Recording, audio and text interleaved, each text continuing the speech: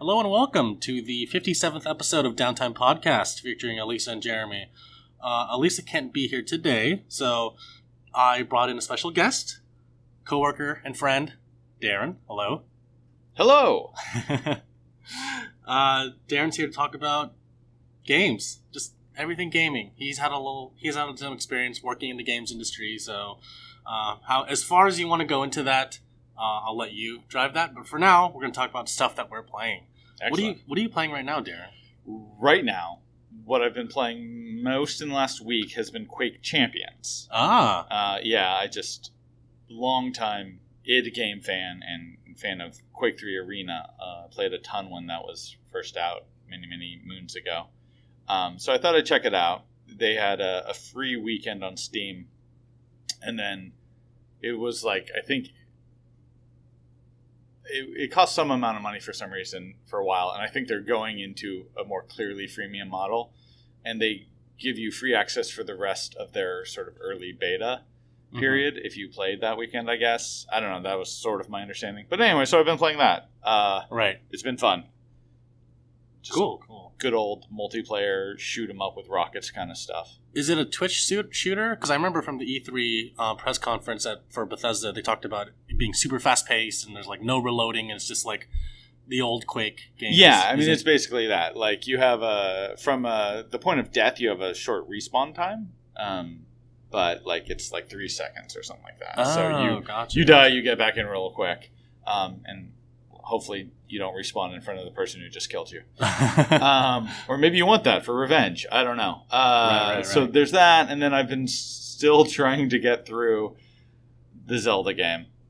On the Switch, yeah. On the Switch, yeah. Like, I love it, but it's just, I've only beat 2 of the, or I should maybe say completed, 2 of the Divine Beasts. So I'm so far from finished with that game. And it's great. I love it. So I kind of don't ever want it to end, but I don't even have the Master Sword yet. Oh, wow. So okay.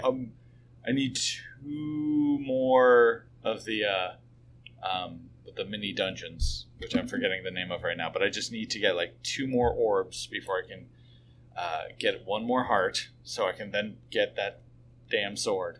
Gotcha. How clean do I need to be on your podcast? Can I swear? No, you can Okay, swear. excellent. We say everything. Awesome. Okay. Well, not everything, but we say everything up to that could go downhill quickly. Yeah, I know. We're not going to go that Don't route. give me that breath of freedom. You can swear like a sailor. It's fine.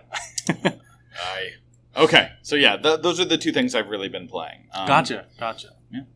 Okay, yeah. No, on my end, I've been playing Yakuza 6. I don't know if you're familiar with the series. I haven't played any. I'm familiar, but... Okay, yeah. Alyssa and I were really huge fans of the series. A lot of our listeners have been getting into it as well because we've been like just gloating about the series. And right now, I'm kind of finishing up the 6th game of the series, which is the last for the main character since like 2000 whatever is when the first game came out. And everyone's been following his journey for like 16 or so years. Mm-hmm. So it's kind of an emotional journey.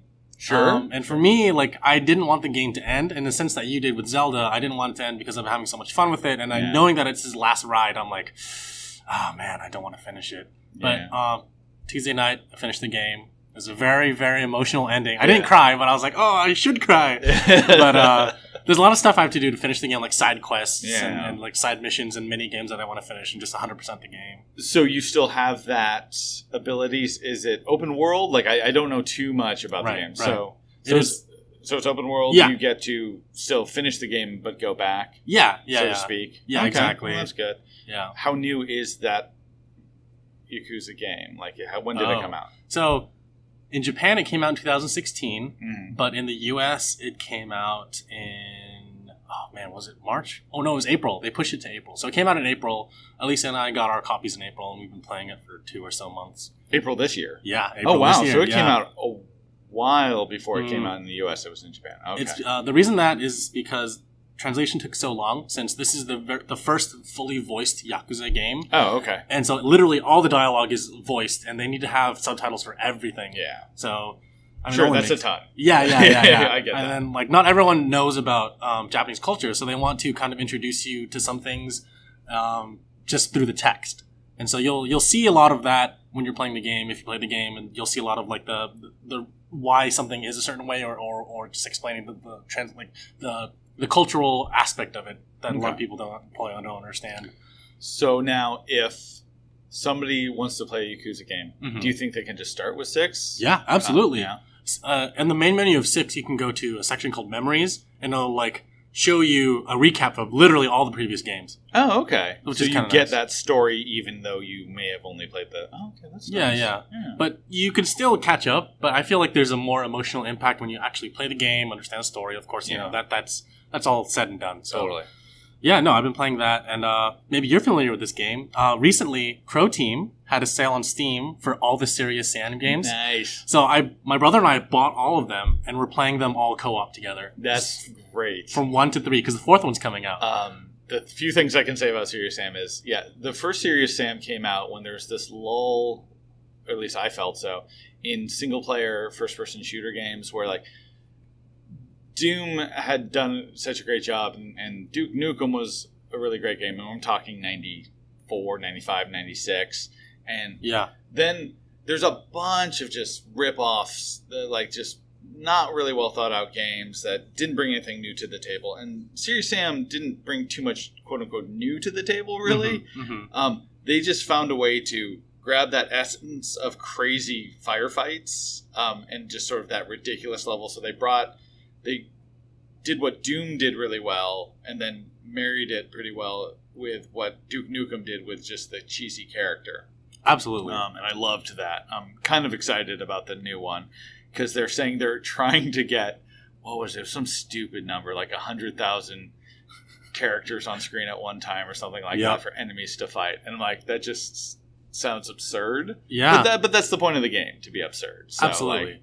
So I will be buying that when it comes out. That's pretty much guaranteed just to check it out. So and on that note, when in the first game, there's 30, 40, 50 enemies on screen at a time, and that enough for us was challenging. Yeah. So this absurd number is going to be what? You better be wielding 2 chain guns at the same time to kill everything. Yeah. It's going to be awesome. Yeah, and they're showing the motorcycle, so I'm hoping that there's some play on the motorcycle as well.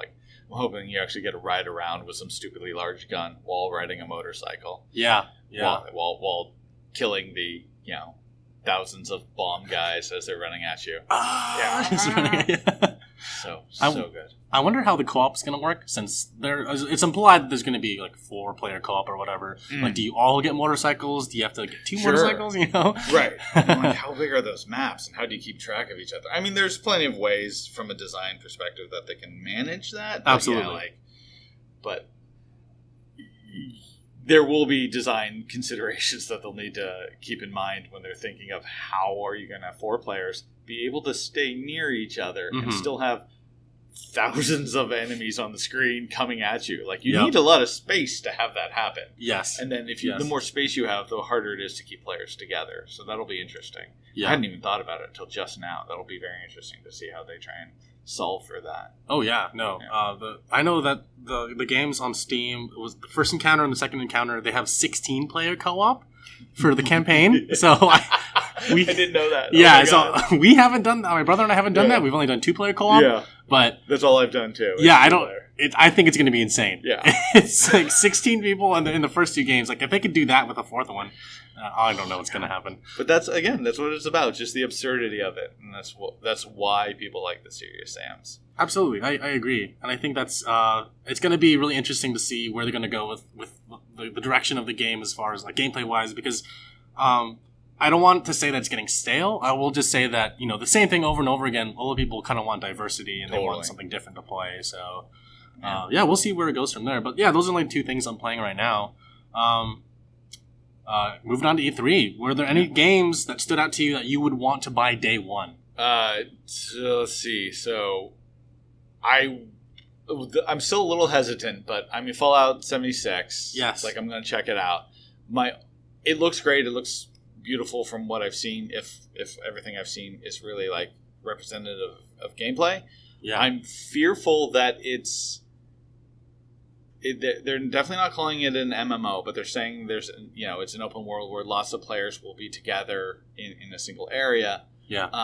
And so I'm fascinated to see how that plays out. And as long as it's people numbering in the hundreds and not thousands. Yeah. What I don't want it to be is the Elder Scrolls Online. Because what I wanted with that game was I wanted Skyrim multiplayer. I wanted to play with like 3 other friends in the world of Skyrim. That's what I really wanted. I wanted that sort of feeling, and what I got was just this generic feeling MMO where I'm running around to dungeons that are open to everybody. So you'd run into a dungeon, somebody would kill a boss you needed to kill, and then you would just be waiting there for the respawn of the boss. You're like, and God knows, I don't know what it is now. I'm never going to find out. I'm not going back to the game. They may have fixed a lot of those things that I thought were problems, but like that's what I'm afraid Fallout 76 will be. Mm-hmm. So hopefully not. That's what I'm going to get for sure. I'm such a Doom fanatic that the new Doom that came out in 2016. Yeah, I can't recommend it enough for anyone who likes first-person shooters. Yeah, They grabbed the essence of what made Doom great originally in the 90s, and then were able to translate it. Where there's Doom 3 when it came out in 2002, whatever it was. They tried to make it more of a sort of spooky game.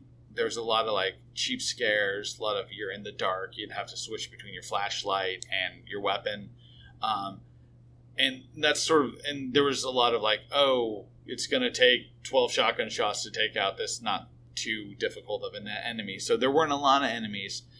And then this Doom is far more. Have you played it at all? Have you played it? I was going to say, my brother bought it for me on my birthday this year, and I couldn't put it down for 2 days. Okay. I beat it in like 2 days. Nice. Yeah. I played all the Dooms. Haven't been able to get that far.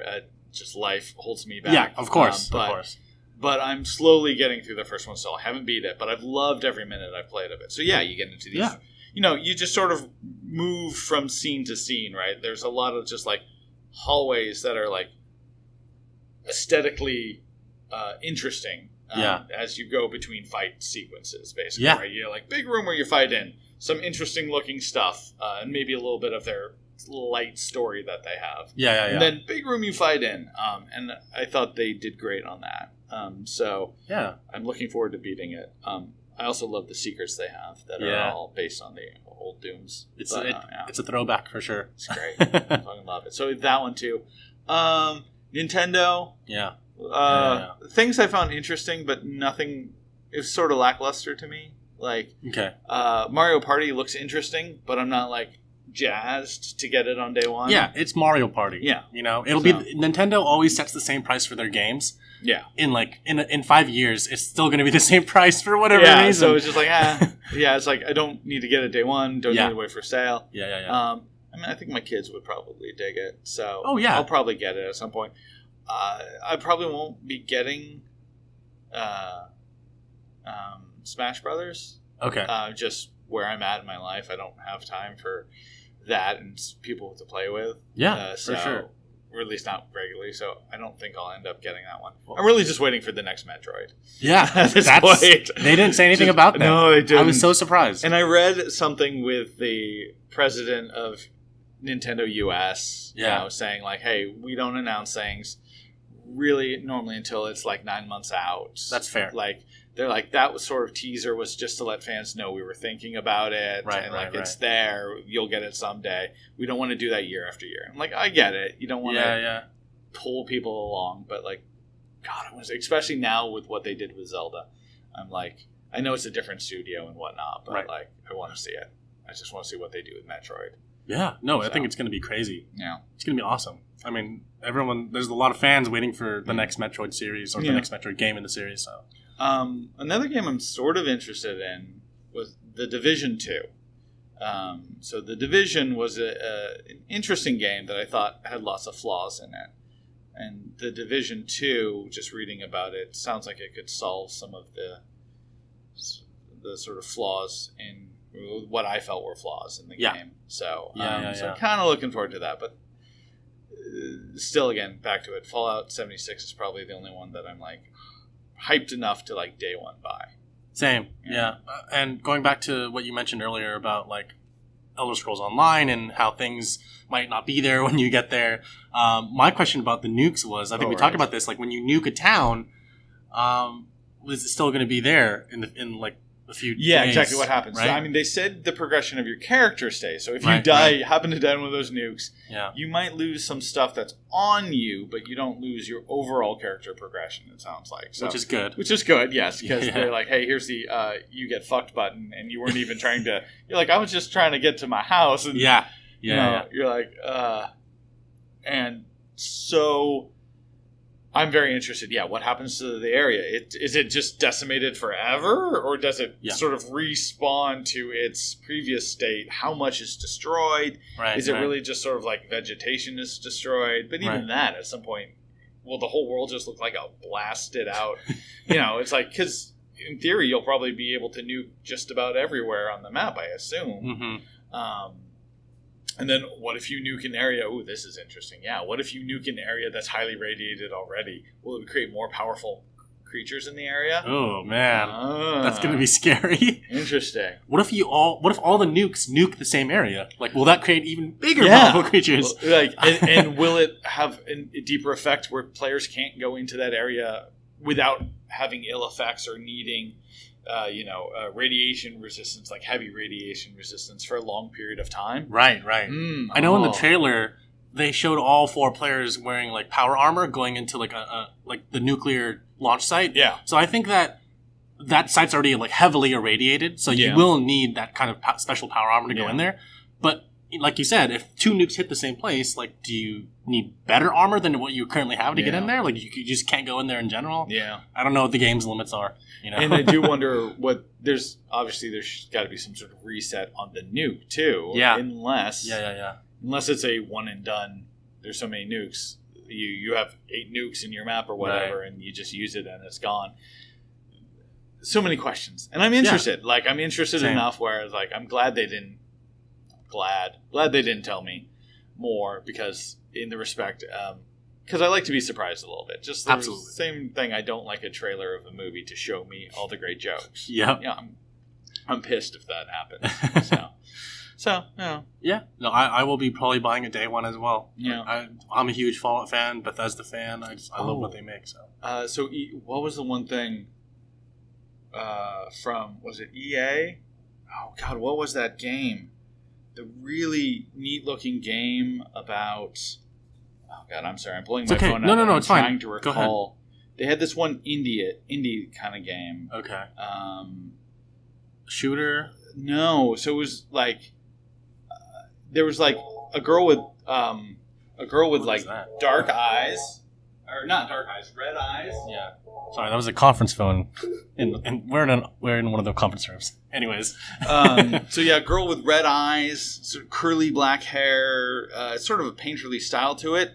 Something about being alone, and she's got to there's creatures in the water. There's sort of a town submerged. Oh my God! I have no idea. Oh my God! It looks so cool. That sounds like it would probably be part of EA's or Ubisoft's press conference. It definitely wasn't Ubisoft. Yeah, Ubisoft was very lackluster. Ubisoft was just a joke. Sorry, as I keep looking, I'm trying to multitask, type it and talk about it. God, I was very excited about it, and now I'm just not remembering. Well, I'm not going to find it. It's fine. I'm going to move on so I don't just have silly dead air. But yeah, so there's something they had that was sort of an indie title, and it looked very cool. There's a lot of indie games this year at E3 that I thought were really interesting. Like, they have a lot of potential.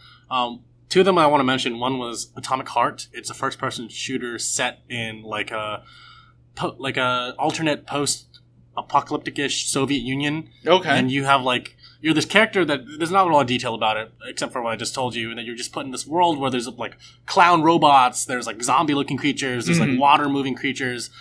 You have like the Blade Runner pistol. You have like machine guns. It's like this weird looking game. It's a first person shooter, and it looks really awesome. I think that's like it's kind of like, check that out. Yeah, it's kind of like, it's called Atomic Heart, and it's kind of like not really Doom, but like Serious Sam meets Doom meets Wolfenstein. I don't know how to explain it. Like it's crazy. It just looks like you're fighting like 30, 40 enemies at a time. Right. But it's like in this kind of a closed quarter environment, but also open world-ish environment. And I feel like I feel like Wolfenstein opened the door for the excitement maybe by developers for the alternate history kind of games. I feel like that's popping up a ton more now. And it's not a bad thing. No. It's, and maybe it's just my perspective because it's on my radar now. Absolutely. But and I feel like Wolfenstein and Doom brought back kind of what Half-Life was going for back when Half-Life 2 came out. Sure. And Half-Life was like the silent protagonist, which Doom has, and also a very like engaging single-player story. Like there's no multiplayer for Wolfenstein. It's literally just a single-player story. Yeah. And I think that's really interesting because a lot of people before were just playing Call of Duty and right now Fortnite, PUBG. Yeah. And they're just playing, shooters to kill each other. But when you have these awesome single-player stories that have like really engaging characters, I think it's something that it's like this post Half-Life 2 world. Yeah. And this like Half-Life 3, kind of like waiting for that to come out. So. Yeah. I wonder if we've already had I wonder if people are making games just trying to be a spiritual successor to Half-Life at this point because there's not going to be a Half-Life. I think that's exactly what we're going for. I keep wanting them to make another game because I'm like, I love the games they make, but like it just feels like they make too much money just supporting Steam and the multiplayer games they have. Like, agreed. They're not gonna. They feel no pressure. Well, I mean, they bought Campo Santo, the studio that made Firewatch, recently. Oh, did they? Yeah. I missed that. Okay. Yeah. So I don't know what's going to come out of that purchase. I don't know if they're just going to integrate them into supporting other games, which I hope not. Yeah. Because Firewatch is the only game that studio has made. Yeah. And I believe Campo Santo is based in San Francisco. Yeah. So I hope that whatever the purchase came out of that, I hope that they make another game using another Valve property or their own property or whatever. So whatever comes out of that deal. So I haven't actually played Firewatch. Same. I'm pretty sure it's on my want list on Steam. Yeah. But that list is also like 200 long. And there's a Steam sale, which reminds me. That started. Just started. Yeah, and there's a lot of games on my playlist that I bought that I haven't played yet. You and I have had this talk before, where there's like this whole conundrum. 400, right? Something like that. So many. Before we move on to the next topic and the final topic, I want to just mention to you, if you're looking for a game to play day one with your kids and just your family overall, I recommend Overcooked. Oh, yeah? Yeah, I can't stress this enough. Like, I played this with Lisa and a couple friends this past weekend. It's a game that it's a so simple premise. You just have to get ingredients to cook. You chop things, you just put it on a plate, and you serve it. It gets intense. You'll be like, get the onions, get the onions, chop the onions, like, give me a plate, I need a plate to pour the soup in, and you just deliver it. So we did it. You're teaming up to do the cooking and the preparation. Yeah, and the second one was announced at E3 this year, and it's coming out for the Switch, PS4, and like for the Switch, you just need 4 Joy-Cons, and that's it. It's such a simple and fun game. Oh. It's so cute too. There's a little dog. His name is Kevin. There's like the Onion King, and you can choose your character. There's like cute little characters, but it's intense, and it's a very good team building, team bonding experience. All right. So like your kids will love it. Your wife will love it. You'll love it. Like I was playing with my family. Like they were getting really into it. My parents, they don't play video games, but they were good. Okay. Yeah, but my dad, when he brought us, my brother and I, he was just playing like shooters. When he played this, he's like, "Oh, this is a lot of fun. Very stressful." I was like, "Thanks, Dad." My mom was like, "Come on, when's the next level gonna happen?" I'm like, "Oh my god!" Awesome. Well, Overcooked. That's good. Yeah. I'll need to get 2 more Joy-Cons, but like I'm basically just looking for an excuse, or at least a good enough excuse. I only have the 2 that the system comes with, but I have Mario Kart, and I play that with my kids, kind of, but I only have the 2, so it's always just sort of 2 of us play while one waits. Right. So I keep going, well, maybe I'll get more Joy-Cons, but I'm like, my girls play it 3 times a month. Like, I see. So I'm like, can I really afford? And then I need to get the charger for them. Yeah. I know what you mean. So I'm like, spend an extra $150 or something like that. Well, we were talking about refurbished things before this podcast started. I will say there's 2 reasons I want to give you to get more Joy-Cons. One reason is that Overcooked is only $20. Oh, okay. It's really cheap. That's a nice price. Yeah, and then Joy-Cons you can get refurbished for a lot less on Amazon. Just 2 Joy-Cons, and the charging dock is like $12 on Amazon. For refurbished. So okay, so that's not bad. I mean, if I'm spending like $40 or so ish, that makes it easier to swallow. Yeah. So that's all I wanted to talk about E3. If you don't mind moving to the next part. No, absolutely. And this is the final part, and it should only take a couple minutes. I just want to ask you about, it's a kind of a 3-parted question. Your history of gaming, kind of what got you into games. the second question, adding on to that, would be gaming as a dad, which you kind of already answered just now, and adding on to that question would be sharing games with your kids. So sure, yeah. Okay. So I mean, I've been playing games for as long as I can remember. We had an Atari 2600. What I really remember though, the first game that I really, really remember playing a ton is just the first Mario, Mario and Duck Hunt cartridge on the first Nintendo. Cool. That's I just playing the heck out of that, and the first Mega Man game, and the first Castlevania game for that matter. Those I remember really well. I played the first Metroid, but I didn't play that till I almost got a Super Nintendo. So that was a little later. Loved it. It just wasn't one of my first memories. And I also played a really early PC game, this baseball game, which was all just pixel art. Literally, it's just the batter swinging was just like they would be in the position about to swing, sort of this position of mid swing, position of swing done. Wow. Kind of. And I just remember I played the hell out of that game too, just because I'm such a baseball fan. I don't even know if it was a good game, but it was the only baseball game I had, so I was going to play the hell out of it. So yeah, I mean, I've been playing games for as long as I can remember. I mean, at least 6 years old. Mm-hmm. Maybe a little earlier. I have a 3-year-old brother, 3 years older than me, so he was getting stuff, and I was always excited about it. Of course. Yeah. So that. Always been pretty big into Nintendo. Until I got out of my teenage years, I didn't have anything that wasn't either PC or Nintendo. Like, I didn't have PlayStation. Gotcha. I didn't have Sega systems. When I got into my early 20s, I worked at Sega for a brief period of time when the Dreamcast was around. Mm-hmm. So this starts to get into a little bit of my life in gaming. Yeah. So I worked at Sega, got a Dreamcast for free. Was fantastic and try stuff out. So that was my first Sega system, and ended up being the last Sega system. Yeah. Sort of. Do you still have the Dreamcast? No, I don't. I sold it at some point. I did. Man. Sort of sad, but I got a ton of money for it. Like it was. Oh wow! It was surprisingly I got almost $200 for the system. I got almost $200 for the total for the games that I had. I didn't have a lot. Yeah. It's just.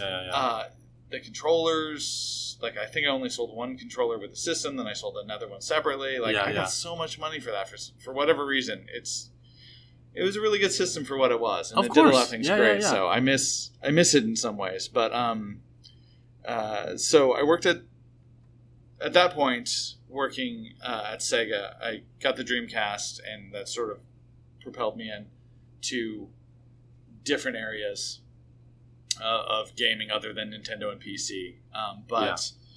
So going back a little bit though, so first games I remember Mario, but Doom was the game that I can't get over. I own Doom on so many different systems.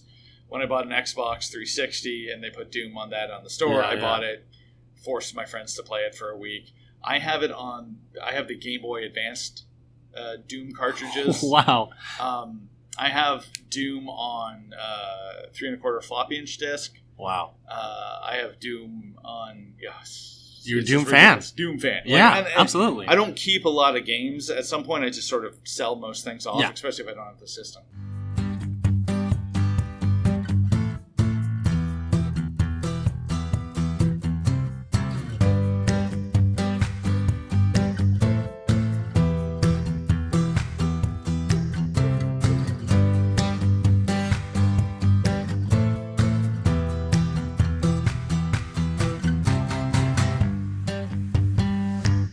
Hey guys, sorry about that. We had to change rooms really quick, but Darren, continue. All right. So we were talking about where I sort of started in games, a little bit of how I got into games, I guess, and then sort of where I started. So, like I said, I was working at Sega, and from Sega, after I was there for a while, it was at the height and the fall of the Dreamcast. I was there for about 2 years. It was really great. In a lot of ways, except for the whole most of the company being laid off at some part.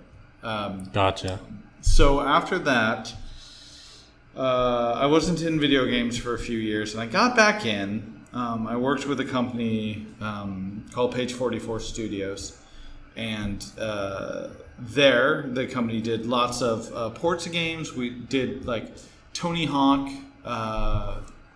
We forget which Tony Hawk, but we did a port to the Wii and the PlayStation 2 when the PlayStation 3 and the Xbox 360 version was the new hot thing. Oh, cool. And so we did a lot of those things. And then we also ended up making a lot of games with Disney.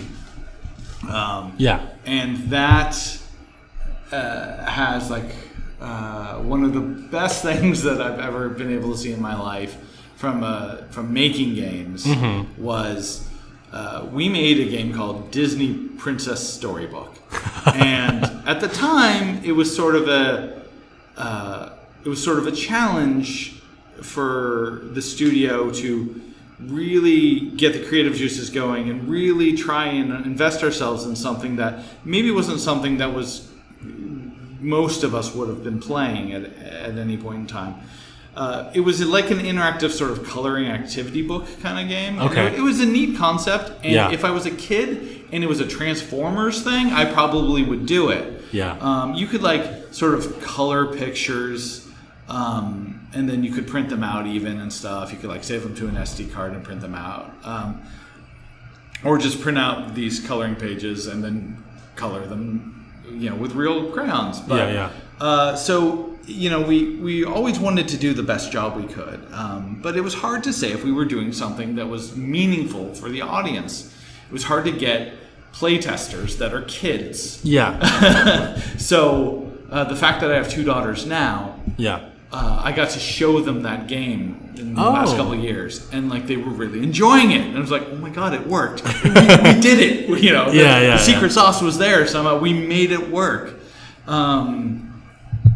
And so that was a good feeling, a sort of post experience of it all. Nice. The company Page 44 was fantastic. I worked with lots of great guys. Cool. Then I also worked for Zynga for a couple of years, and I worked for a couple other companies. And the gaming as a career. Game development, I should say, not gaming as a career, but game development as a career is it can be a hard life because you have so many companies that are just vying for the space and trying to make a mark, and from all the grand fresh ideas that are there's lots of companies who are just trying to squeeze in and take market share, and they're happily willing to rip off other companies' ideas fairly blatantly. Recently, just seeing the Westworld game that Fallout that looks a lot like Fallout Shelter. Yeah, that's right. Looks a lot like Fallout Shelter. I wonder why. Yeah. And so I was just reading an article about that, and so they're being sued, and I can't speak to whether there's value in truth in that lawsuit that Bethesda has, but like I can see why they're like, wait a minute. But so working in games is just hard. I mean, you got so many people who want to be in the industry. Like, let's just take it from that perspective. So companies generally, there's just lots of companies. There's lots of competition. So that really means that the bottom line to make a game has to be pretty low to just start, which means people's salaries generally have to be pretty low. So you get a lot of companies that work like they're the Oakland A's, to take a baseball analogy, and the whole Moneyball thing, where they're just, they're looking for young, fresh talent who happen to be really good and need to make a name for themselves. And that's how most companies thrive. There are exceptions. Valve seems to do pretty darn good for themselves, and they don't quite work that way. But that's so.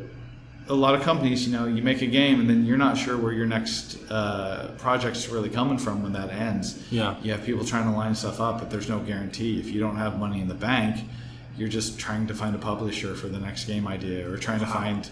It is hard, and I've seen several companies fold that I've been with, and then I've also seen or fold or sell off to somebody else. Okay. And then that's just me. I mean, I've been through the experience 3 times, and then I have friends who have been through it more with the companies. And it's not because they're not good at their job. It's just game's done and there's nothing else to do. Right, work is over. It can happen with a great game can come out, and then he's like, well, we got nothing for artists, so we got to cut our design team down to like some bare bones. Yeah. It sounds like a lot of people don't realize there's a lot of uncertainty in video games. Yeah, huge. So I'm not in there anymore. Yeah, you got out. You got out of that life. and I don't miss that aspect at all. There's a lot of fun and creativity, and it's great when you have to understand what you're developing. It really just kind of means I get to play test my game. Like that can be a lot of fun. Yeah. But there's also a lot of sorrow. I've seen some projects that like worked on really hard for 9 months, and then it never saw the light of day. Just got sort of squashed right when the point where you start thinking, I think we found the fun. Yeah. And then somebody else high up goes, what we didn't find was how this can be marketable. And I'm like, oh, you're kidding me. There's something there. We just need to give it more time. Oh man, that's the life of trying to balance making something enjoyable, but yet making it profitable. I guess. It's all business. Yeah. Games are business. A lot of people don't realize that games are just business. Hence, like the whole Star Wars Battlefront 2 EA loot box thing. I mean, EA is a money-making machine. That's what they do. Yes. So yes, they got to find ways to make money. So, and like on some level, I get that. I sometimes would like to see some more balance in how things are done. There's got to be a better way to sort of streamline everything. And make it easier to get consumers things they want while also trying to be innovative and push new ideas out there. Because obviously consumers like stuff that's familiar a lot of times, but they will get bored of the same old thing over and over again. I mean, we've seen that. So like you have to, even in the game, like, Elder Scrolls, like you can't quite make the same exact game. You have to evolve it a little bit. Yeah. Not just visually, but like try and add some new things in and try and spice up features that didn't quite feel that exciting the time before. Gameplay mechanics, anything like that. Yeah, leveling up. And stuff like that. You never want to stay totally still. Agreed. So that's a good summary of my time in video game development. I still do things on the side sometimes. I really like working with game level editors to work on stuff. So it's been a long time since I've really done this, but I used to have a TF2 server that I had up that I paid for. Awesome. And I would just put my maps that I worked on and have That's so cool. Have game nights and have friends from the industry that make maps come in and give me their feedback. That's so cool. A lot of fun. Oh, man. So awesome, yeah. And so I've been very lucky to have that sort of thing, just friends who, it's just what they do. They're still out there working in these games. And that's crazy. One of them might actually be working on a new Star Wars game that I'm excited about. Oh. I don't know that for certain, but I know what company he's with, and so I suspect he probably is. Nice.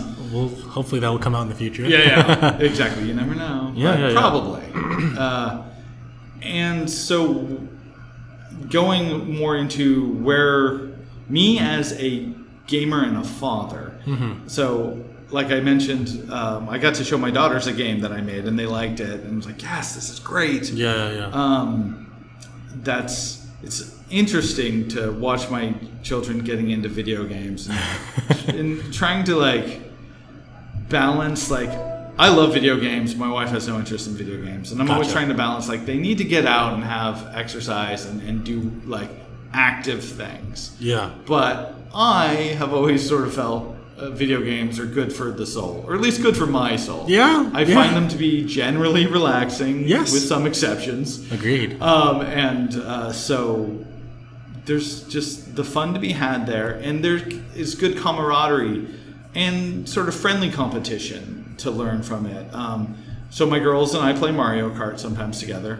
like I've mentioned, and that was adorable. And they're starting to really get it. Even the 6-year-old, just sort of bumping me off, trying to bump me off out of the way and stuff, and just being like, "Yes, I got you, Dad."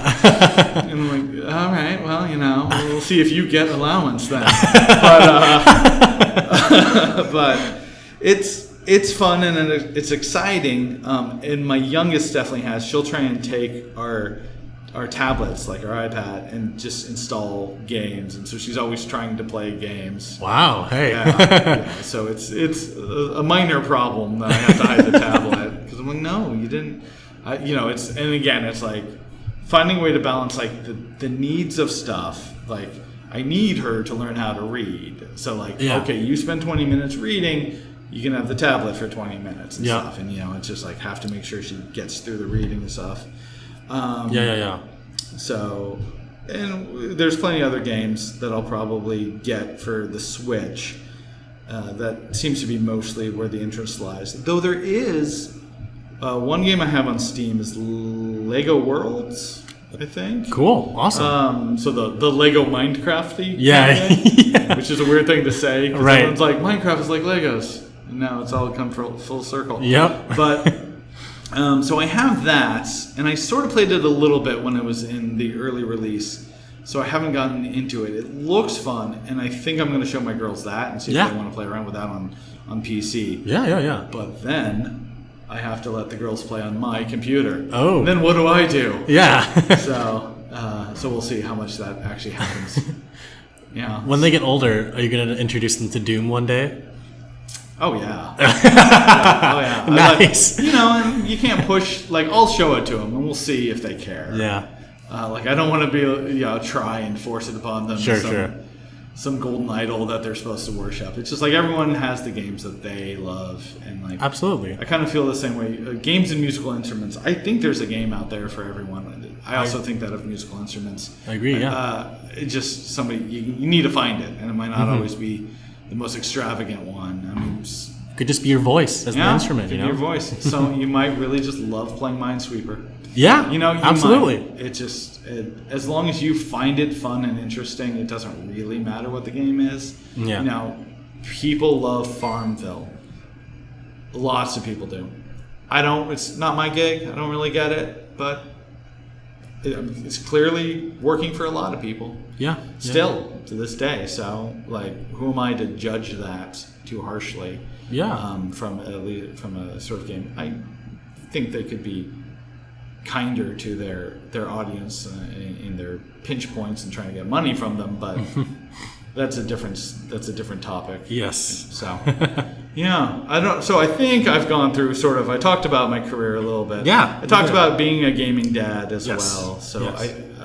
Was there any other part of the question I missed? No, because I have rambled a bit. No, that's fine. That's exactly what we do on this podcast. We just ramble about different things that aren't even video game related sometimes. Fair enough. Since we did take a break, I thought it might be worth bringing up, even though I mentioned this off Go ahead, air. The Sea of Solitude was the game I was talking about earlier, where I'm like, EA something, loneliness. So that was one from E3 where I just saw it and I'm like, oh, this game looks really pretty. Yeah. And the tagline is just great. So Sea of Solitude. When humans get too lonely, they turn into monsters. Wow. That's what happens to Kay. Now only monsters can change her back. And so you're sort of going through this, what looks like a very lonely town, from what I can tell, that is mostly submerged in water. And there's these monsters that are swimming around in the water, which perceivably are ex-humans or something. I don't know exactly, but it's just... The trailer was very cool. I highly recommend checking it out. So can't really call it an indie game because EA owns the company, but, or they're publishing it at least. So I don't really feel like that's truly an indie game. But anyways, that's one I was very excited about. Would you play that with your girls? I don't know. That one's deep, and that's another that's a conversation about there's video games for fun, but you were talking about Yakuza, right? And you're following the character's story arc. Yes. And that meaning in a game, that meaning it has to you is just that's an interesting thing about games is when are games not just about fun and they're more even deeper enriching experience that you might get from a book or even a movie, and you might think of those more as like, oh, it's that Emmy award-winning movie about blah blah blah. It's that great story of whatever, Sandra Bullock in Blindside, and they're talking about like it's something about a meaningful actual story that sort of speaks to the human condition. Yes. And Sea of Solitude has that potential, I think. Okay. It'll be interesting to see, but that's an even more rare thing, I think, to find in games. I don't find the human condition when I play Quake Champions. Right. I find fun, and that's fine. Yes. But like, sometimes in a good RPG, I'll find something like that. But that in itself is probably a whole topic for another day. Yeah. Cool, Darren. All right. Thank you for coming on the podcast. This is very fun. Thanks for chatting. I love chatting. Yeah. I learned video games. Oh yeah, I learned a lot about your gaming career today. Cool. All right. Well, thank you for having me. Yeah, it's been a pleasure. All right, everyone. You've been listening to the 57th episode of Downtime Podcast. See you next time.